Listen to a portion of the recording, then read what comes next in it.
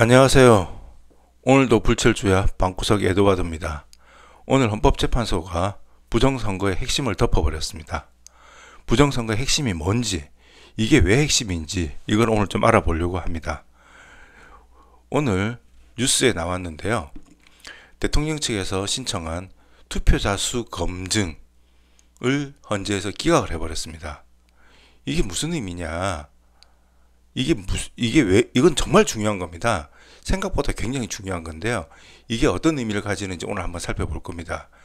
우리가 보통 부정선거의 증거로 우리가 눈으로 보기 쉽게 사람들이 직관적으로 인식할 수 있도록 여러 가지들을 제시하는데 그중 핵심적인 것들이 이런 빳빳한 신권투표지, 즉 형상기억종이라고 하는 투표지들, 그리고 배춧잎 투표지, 여백의 이상한 투표지, 일장이 투표지, 화살표 투표지, 이런 것들이 있습니다. 그런데 이거는 우리가 하나하나 보여주는 증거일 뿐이고 핵심은 따로 있습니다. 핵심은 뭐냐면은 통합명부 시스템이라는 겁니다. 이 통합명부 시스템이라는 게 뭐냐면요, 이런 겁니다. 내가 종로에 사는 사람인데 부산의 해운대에 가서 투표를 할 수가 있습니다. 사전투표에서는. 그러면은 해운대에서 내가 투표를 할 때 이 사람이 종로에 등록된 정당한 유권자인지 확인할 수 있는 방법이 있어야 되지 않습니까? 그래서 그 명부를 만들어서 전산으로 각 투표소에서 공유를 하고 있는 것이 사전 선거인 명부입니다. 즉 통합선거인 명부입니다. 이 통합선거인 명부가 옛날부터 있었냐면 그렇지는 않습니다. 이거는 사전투표 제도가 생길 때 도입된 겁니다. 이전에 부재자 투표일 때는요, 우리가 미리 부재자 투표 신고를 하고 봉투와 투표지를 받아서 집에 가서 투표를 하고 우편으로 넣는 거기 때문에 이런 명부가 필요 없었는데요. 방금 말씀드린 대로 다른 지역에 가서 미리 신고하지 않고 투표를 할 수 있도록 하는 사전투표 제도가 들어옴으로써 이거를 오늘 투표하는 이 사람이 정당한 투표자인지 어느 지역구에 있는 투표자인지를 확인하기 위해서 만들어진 것이 통합선거 명부입니다. 이게 왜 부정선거의 핵심이냐면요, 이런 겁니다. 예를 들어서 어떤 마을에 1000명이 살고 있고 1000명의 유권자가 있습니다. 그런데 통합선거인 명부에는 1100명이 기록되어 있는 것이 있다고 칩시다. 즉 100명의 유령 투표자가 있는 겁니다. 우리가 1000명이 다 투표를 하지 않지 않습니까? 예를 들어서 투표율이 50%라서 500명이 가서 투표를 했습니다. 그런데 가공의 100명, 유령 100명이 1번을 다 찍었다고 예상을 해봅시다. 그러면 총투표는 600표가 될 거고요. 그냥 100표를 1번이 다 먹고 가는 겁니다. 그러면은 투표 양상이 완전히 바뀌겠죠. 이렇게 쓰는 것이 부정선거의 이제 핵심 방법이고요. 그래서 이 통합선거명부는 절대로 선관위가 공개를 하지 않습니다. 물론 이유는 개인정보 보호라는 이유를 내세웁니다만은 우리가 선거소송을 할 때 이걸 보자고 해도 보여주질 않습니다. 절대로 보여주질 않습니다. 물론 유권자들이 개개인이 자기가 거기에 등록되어 있는지를 확인할 수 있습니다. 그러나 전체를 볼 수가 없습니다. 무슨 말이냐, 1000명이 내가 거기에 등록되어 있는지는 보지만은 100명의 유령 투표자가 있는지를, 우리가 유령 선거인이 있는지는 알 수가 없다라는 겁니다. 이거를 공개를 하라고 그렇게 얘기를 해도 공개를 절대 하지 않습니다. 자, 이것이 어떤 식으로 이용되는지 한번 제가 예를 들어서 보여드릴게요. 지난번 4.10 총선 때 추미애가 당선된 경기도 하남시에 신장 1동이라는 곳이 있습니다. 여기서 이상한 투표 현상이 나왔는데요. 이 마을의 유권자가 모두 6,956명입니다. 즉 7,000명 정도가 유권자입니다. 그러면 유권자가 아니고 인구입니다. 신장 1동의 인구 전체가 7,000명입니다. 그러면 미성년자를 제외하고 나면 유권자가 16,000명에서 5,500명, 6,000명 이 정도 되는 것이 정상 아니겠습니까? 그런데 이 신장 1동의 선거인 숫자가 7,179명입니다. 마을 인구보다 선거인 숫자가 더 많은 겁니다. 이게 말이 됩니까? 이해가 되지 않는 겁니다. 어떻게 7,000명이 사는 마을에, 심지어 미성년자를 다 포함해서 7,000명이 사는 마을에 선거인이 7,200명이 있을 수 있냐는 겁니다. 이 200명, 이 179명은 유령 투표자라는 겁니다. 이 유령 투표자를 이용해서 특정 후보에게 유리한 선거 결과를 만들어낼 수 있기 때문에 이런 가짜 투표지를 집어넣다 보니까 아까 본 우리가 형상기억 투표지라든지 일장기 투표지라든지 배추임 투표지 같은 것들이 마구마구 나오는 겁니다. 또 이런 경우들이 있습니다. 이거는 4.15 총선 때죠. 부천에 있는 신중동에서 사전투표장이 부천시청 3층 한 곳에 있었습니다. 신중동에는. 그런데 아침 6시부터 밤 10시까지 투표를 이틀 동안 했습니다. 사전투표니까. 즉 24시간 투표를 했는데 18,000명이 투표를 했다는 겁니다. 이걸 우리가 계산을 해보니까 한 사람당 4.72초마다 한 명씩 투표를 했다는 겁니다. 이게 가능하냐라는 겁니다. 우리가 당시에 코로나였기 때문에 거리 두기로 사람들이 멀찍멀찍 떨어져 있었습니다. 빡빡 붙어 있지 않았습니다. 그런데 어떻게 18,000명이 5초마다 한 명씩 투표함에 계속 표를 넣었다는 겁니다. 이게 말이 되냐는 겁니다. 자, 그래서 그때 선관위가 했던 말이 뭐냐면은 투표 장소는 한 곳이지만은 프린트도 23대가 있었고 물론 예비가 5대 있습니다만은 기표소 표 찍는 데죠. 그 칸막이 쳐져 있는데 그런 데 30대가 있었다라고 얘기를 했습니다. 그런데 문제는 뭐냐? 결국 그걸 집어넣는 투표함은 간내 모두 하나밖에 없다라는 겁니다. 우리가 기표소가 30개, 100개, 100개, 300개가 문제가 아니고요. 이걸 집어넣을 수 있는 투표함 자체는 하나밖에 없는데 여기에 사람들이 코로나로 거리를 띄우고 있는데 이걸 쉬지 않고 계속 넣었다고 치더라도 5초에 하나씩 계속 넣었다는 겁니다. 이게 말이 되냐는 겁니다. 그 당시 사진들이 있는데요. 그 당시에 투표장에 사람들이 그렇게 많지도 않습니다. 사진을 보면은. 그랬더니 선관위에서 하는 말이 투표함이 가득 차면 바로 또 다른 걸 들고 바로 들고 하고 이런 식으로 해서 투표함을 교체해가면서 계속 집어넣었다는 겁니다.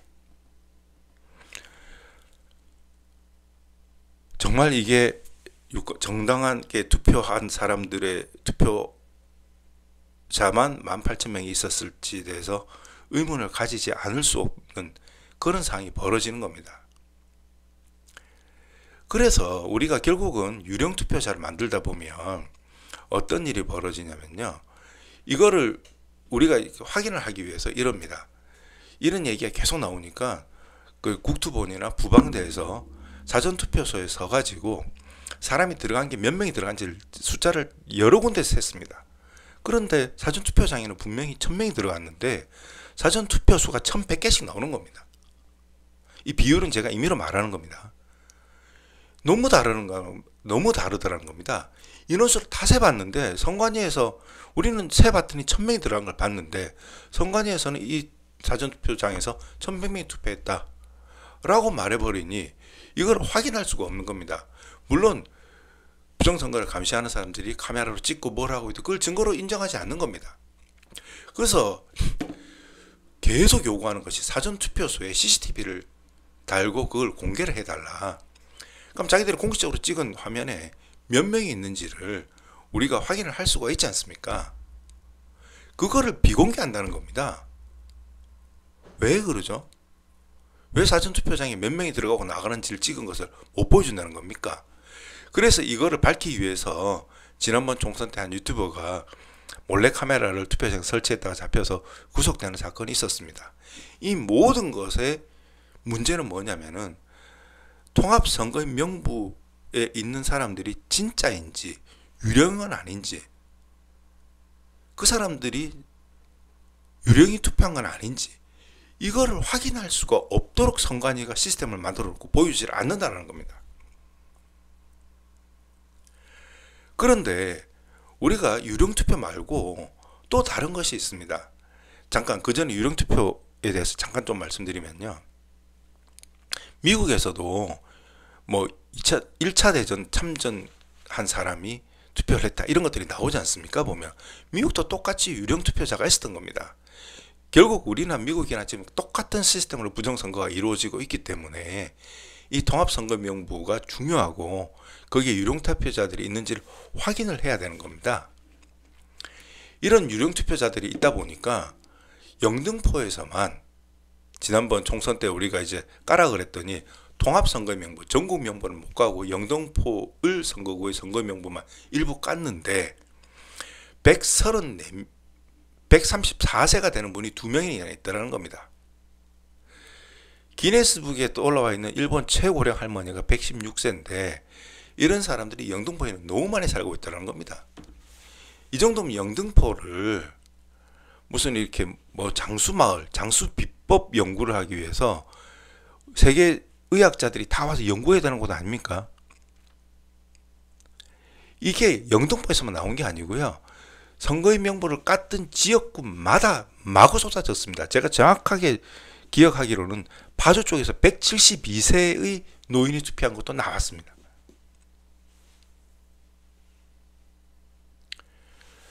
정말 어이가 없습니다.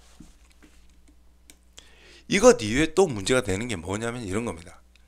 우리가 아까 1000명의 유권자가 있는 마을에 1100개의 그 유령 투표자를 포함한 통합선거의 명부가 있다고 칩시다.